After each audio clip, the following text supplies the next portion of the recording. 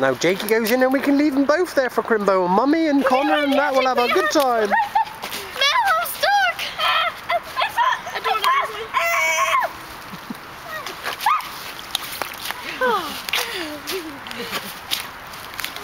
That's again.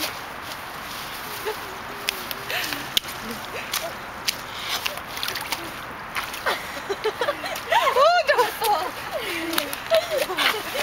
Then she would be mud. She would fall. And the... Look. Oh, ha, ha, ha, ha. Yippee-yi-yay, we knew that would happen.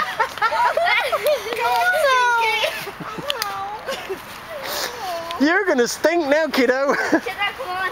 You go on the other side and help Chantel out.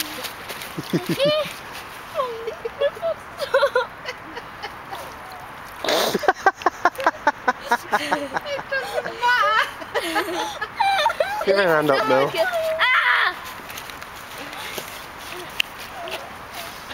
As long as you don't give me a cuddle.